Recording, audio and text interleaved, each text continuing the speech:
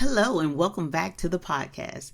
If you are a business owner or leader who is moving from doing everything yourself to leading a team, today's episode is just for you.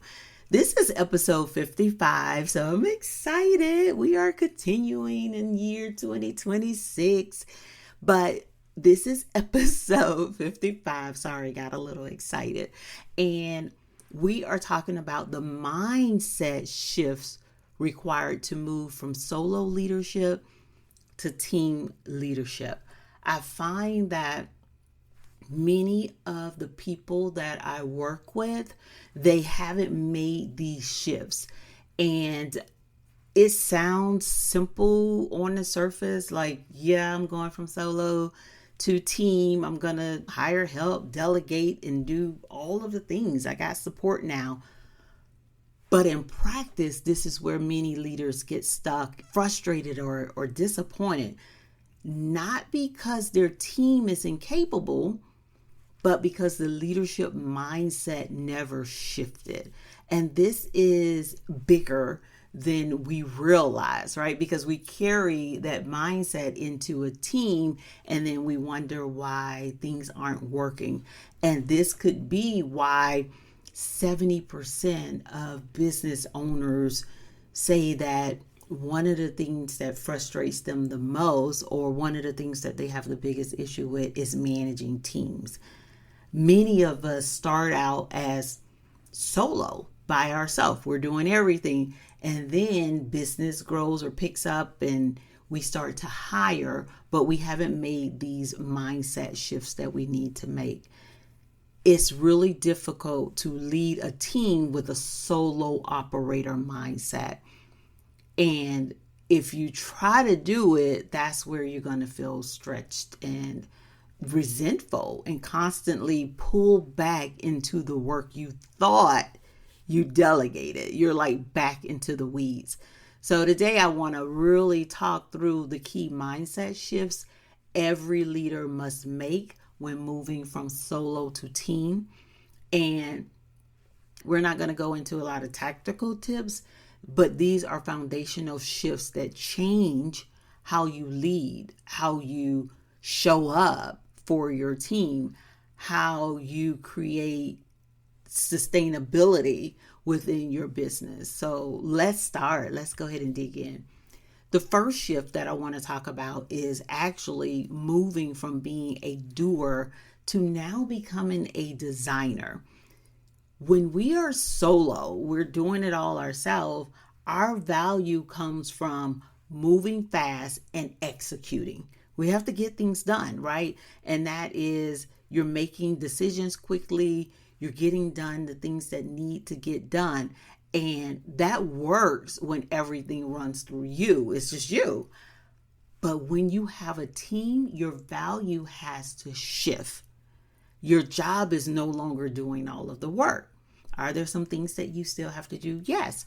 But your job isn't doing everything. Your job is to design how the work gets done. You have to determine what this looks like. So this means that you have to put some structure in place. There are some foundational things that you have to make sure that you have in place so that your team is successful.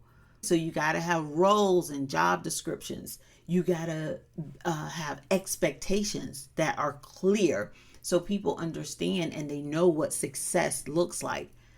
You need to have decision-making authority so they know where to draw the line, right? What things that they can make a decision on versus what things they need to escalate to you or whoever they report to. Standard operating procedures are going to be big so they know how to do the work, workflows, priorities. All of these things have to be put in place.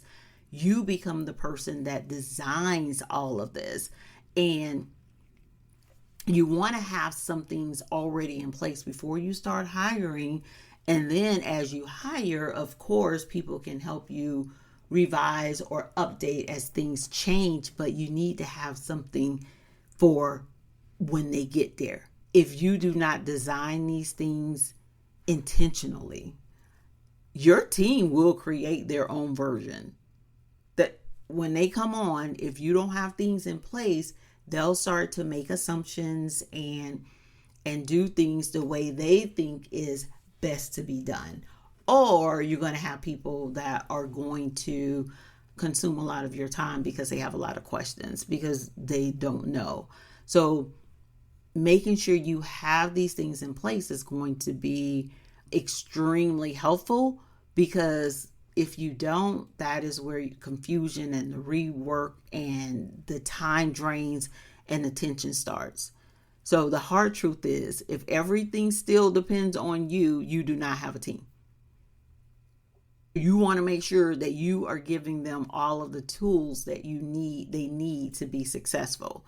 So this is the mindset shift, that all of this stuff that's in your head, because you're a doer and you're doing it by yourself, it now needs to live somewhere. You now need to design this in a way that a team can come in and they could utilize it and they're not draining all of your time.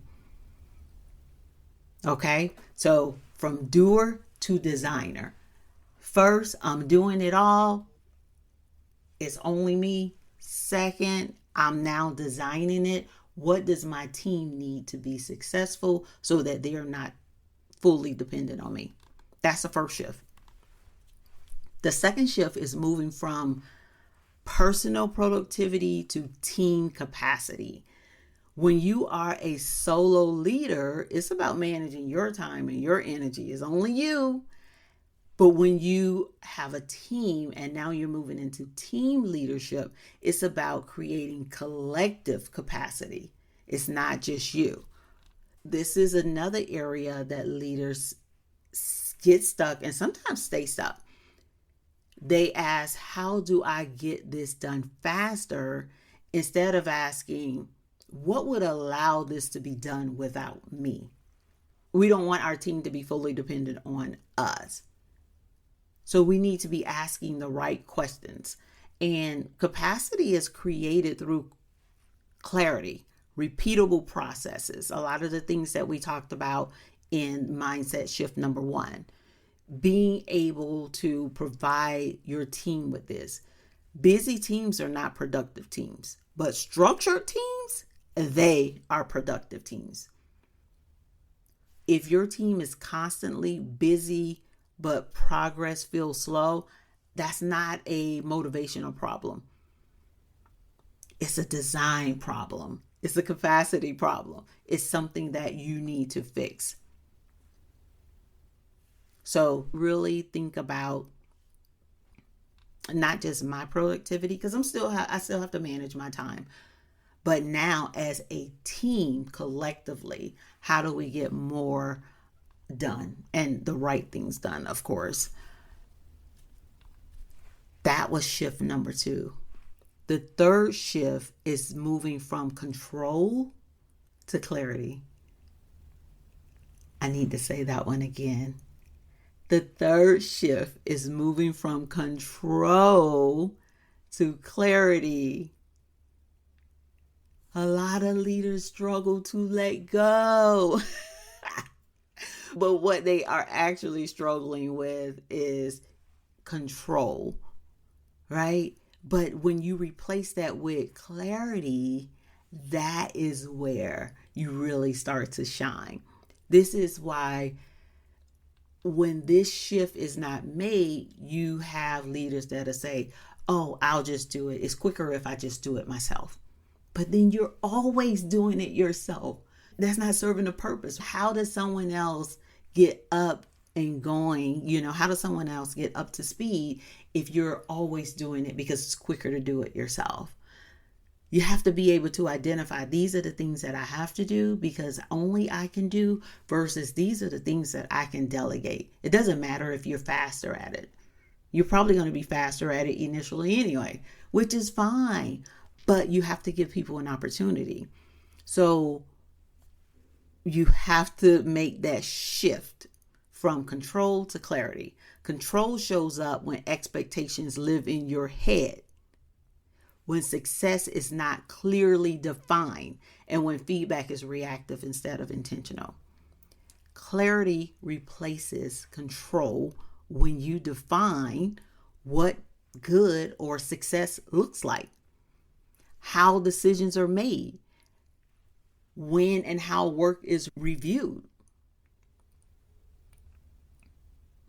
Micromanagement is usually a symptom, not a root issue. When leaders get clear, crystal clear, they naturally loosen their grip.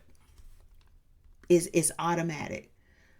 I have clarity, I have my processes, my workflows, everything is in place. It becomes easier, just naturally easier. I know that I've given them all of the tools to be successful. And then you could have checkpoints in there where you randomly go and sample, but you don't have to micromanage. All right, so that is a big one. Moving from control to clarity. Let them do it. And let me just add this. Sometimes the work doesn't get done exactly how you would do it. But are they doing what's expected? Sometimes we have to look at that. I just need to say that because we have a certain way of doing things. Maybe something needs to get done by 12 and your normal habit is you do it first thing in the morning. They may do it second thing in the morning. Is it getting done by 12? Is it right? Is it what you expected?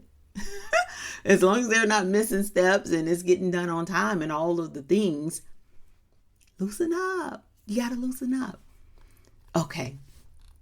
The fourth shift is moving from trusting yourself to building trust systems.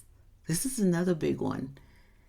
Sometimes I get it. Sometimes it could be tough to trust, right? We don't know. We don't know these people. As a solo leader, you must trust yourself because you know how you think, you know how you work. But with a team, trust isn't automatic. And it must be designed both ways. You have to develop trust in them, and then you have to build systems that allow them to build trust in you. But keep in mind that trust is built through consistent communication rhythms, clear ownership. We know who owns what, and follow through. And once people see that, once you see that in them, once they see that in you, then it makes it easier to trust. So trust is less about personality and chemistry. It is about systems that support reliability. As a leader, not only do you have to be clear, but you have to be consistent. You have to show up consistently. You have to make sure everybody understands who owns what. And you have to follow through. If you say you're going to do something, you have to do it. But it's the same thing with the team. You want the same thing from them as well, right? So it goes both ways. When leaders say they do not trust their team, what they often mean is there is no system in place that supports consistent performance. And you have to build that. This is part of what you're designing. You want them to consistently perform well. Well, there's things that you have to put in place to make sure that is happening. But first, the mindset has to be that I have to build some trust systems. All right. So our last shift, the fifth shift, is moving from reacting to leading intentionally. Solo leaders often live any advance notice 2 days ahead of time. It's me. I know everything that needs to get done. I know when it needs to get done. So I can be reactive if that's what I want to be. When something comes up, you just jump in and you fix it and you move on. But teams need leaders who set priorities before urgency hits. They need leaders that make decision visible. They need leaders that create space to think instead of constantly responding. This is a big one, which is why I say all of them are big, but this one is why I save the best for last. You have to get out of the reacting mode and you have to lead with intentional. You have to plan things out. You have to set priorities. People need to know what they need to do, when it needs to be done. Are there going to be some things that come up at the last minute sometimes? Of course, absolutely. But you need to be ahead of the game. Intentional leadership creates stability. And then confidence grows. And once they're confident in you, then performance grows. It's really hard. Think about it. You probably have been a part of teams where everything is a fire. Every time you turn around, there's a fire. And that's a difficult place to be as a team member. So kind of put yourself in their shoes. So you want to make sure that you are being more intentional. If your leadership day is driven entirely by what is loud or urgent, your team will never feel grounded. They'll never feel grounded. And then their performance is going to suffer because they're all over the place. Let me just give you one bonus shift. And this is the shift of moving from success as output to success as sustainability. As a solo leader, success is measured by what you can produce. As a team leader, success is measured by what you can continue without burning you out. It's about sustainability. So if your team cannot operate without you or without your constant involvement, if things fall apart when you step away, if everything depends on you coming in and saving the day instead of systems, then leadership capacity has not been built yet. You want your team to be able to sustain certain things. If I need to step away, if I have a conference that I have to go to and I'm not fully there, your team should be able to depend on some systems, some workflows, some things this structure that you've put in place. They should not have to depend on you every minute of the day. You shouldn't have to have constant involvement. So think about that. If you have a team and you're constantly being pulled into the day-to-day, then you really need to, first of all, acknowledge that leadership capacity has not been built yet. And secondly, you need to go back and review the questions that they have and the things that they need your involvement in, and put some structure, put some systems in place so that they can be dependent on those things instead of always depending on you. Because if you still have to have that continued involvement, what you've built is dependency. They've become dependent on you instead of relying on the systems and tools and structure that you have in place. So here's the bottom line. Moving from solo to team is not about hiring fast or delegating harder. It's about thinking differently about leadership and having structure and responsibility in place. If your mindset does not shift, your team never will.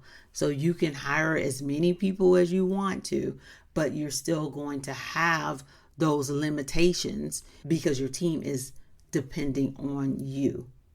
This should be an awesome time, especially if you are in business, that you are hiring a team. It says that you are growing and you need support, which is fine, but you want to make sure that you are actually getting what you need. It starts with you. It starts with shifting your mindset.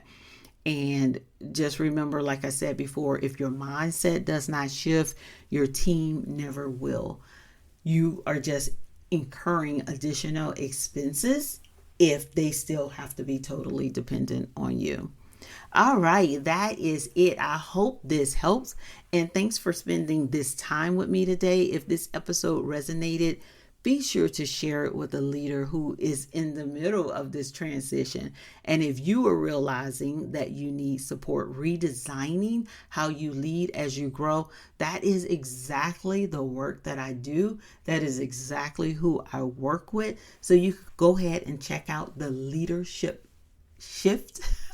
Say that 3 times. The Leadership Shift. It is a one-on-one program where I help you, if you are in solo mode, I help you put these things in place and build capacity so that you can continue to grow and be prepared to hire a team. All right, I will see you in the next episode. Have a wonderful day.